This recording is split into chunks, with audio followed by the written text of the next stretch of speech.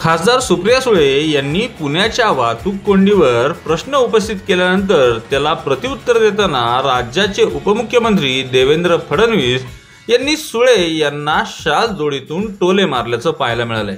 तर त्याच्या अगोदर राज्यसभेच्या खासदार डॉक्टर मेधा कुलकर्णी यांनी देखील सुळे यांच्या वक्तव्याचा समाचार घेतलाय। वारजे वडगाव पुलाच्या कामाचे भूमिपूजन प्रसंगी व्यासपीठावर ही जुगलबंदी रंगल्याचं पाहायला मिळालंय।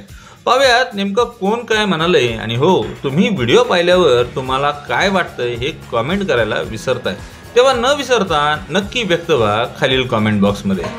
पुण्यामध्ये आणि हिंजवडीला जात असताना राजीव गांधी इन्फोटेक पार्कची स्थापना झाली आणि आज 6 लाख लोक तिथे काम करतात। अतिशय उत्तम पद्धतीने ते सगळं काम चाललेलं आहे, पण तिथे आजही ट्रॅफिकचा प्रचंड अडचण होते आणि तासनतास लोक, मेट्रोचं काम चाललंय, मोठ्या रस्त्यांचं काम चाललंय, पण अजून तिथून अपेक्षित असा रिझल्ट आम्हाला मिळत नाही आहे। त्याच्यामुळे स्थानिक लोकप्रतिनिधी म्हणून संग्राम थोपटेंच्या आणि माझ्या वतीने मी गडकरी साहेबांना आणि प्रशासनाला विनंती करेन, कारण का प्रशासनाकडे अनेक वेळा आम्ही त्याचा फॉलोअप करतोय पण त्याच्यातून प्रश्न अजून सुटत नाही आहे। त्याच्यामुळे हिंजवडीसाठी आज देवेंद्रजी उपस्थित आहेत, तुम्हालाही मी विनंती करीन की पुण्यामधली सत्ताही आपल्याचकडे आहे, तर पुण्यातले रस्ते, पुण्याचा ट्रॅफिक याच्यासाठी जर गडकरी साहेबांच्या मार्गदर्शनाखाली एक चांगला रिव्ह्यू आपण जर घेऊ शकला तर आज खरंच पुण्यामध्ये तासनतास मुलं असतील, कामाला लोक जाणारे असतील, त्यांना त्रास होतोय। पुणे सगळ्या दिशेने वाढत चाललंय, पण ट्रॅफिकचा विषय आणि या प्रश्नामध्ये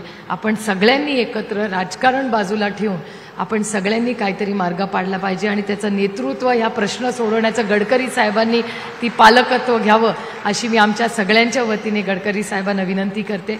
मगाशी आता इथे उल्लेख झाला की पुण्यातल्या वाहतुकीचा प्रश्न, पण मला एक किस्सा आठवतोय। ज्यावेळेला मी नगरसेवक होते, राज्यामध्ये महाराष्ट्रात बीजेपीचं सरकार होतं आणि साहेब तुम्ही सार्वजनिक बांधकाम मंत्री होते गडकरी साहेब, तेव्हा गडकरी साहेबांनी खास सांगितलं होतं की मी पुण्यामध्ये 27 ब्रिजेस बांधून देतो, पण त्यावेळेला पुण्यामध्ये आपली सत्ता नव्हती आणि त्यामुळे त्यावेळच्या पुणे महानगरपालिकेने त्याला विरोध केला होता। नाहीतर आजपर्यंत आज हे प्रश्न राहिलेच नसते।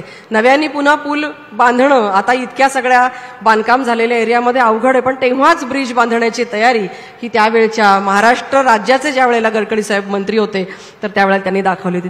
मगाशी सुप्रिया त्यांनी अपेक्षा व्यक्त केली की या ठिकाणी महायुतीचं सरकार आहे, त्यामुळे ट्रॅफिकच्या संदर्भात आपण लक्ष दिलं पाहिजे, ही अपेक्षा योग्य आहे। आणि म्हणूनच आपला जो पुण्याचा रिंग रोड आहे, जो खऱ्या अर्थानं पुण्याचं ट्रॅफिक डिकंजेस्ट करणार आहे, या संदर्भात चर्चा तर अनेक वर्ष चालली होती, पण मी मुख्यमंत्री असताना त्या संदर्भातली सगळी अलाइनमेंट पूर्ण केली, त्याचं सगळं नोटिफिकेशन आपण काढलं, त्याच्या सगळ्या प्रक्रिया पूर्ण केल्या आणि आता पुन्हा सरकार आल्यानंतर त्याचं ॲक्विजिशन करून आता पुणे रिंग रोडचं काम आपण सुरू केलेलं आहे। आणि हा पुणे रिंग रोड असा आहे की जो खऱ्या अर्थानं पुण्याच्या ट्रॅफिकच्या समस्येला पूर्णपणे डिकंजेस्ट करण्याचं काम करणार आहे।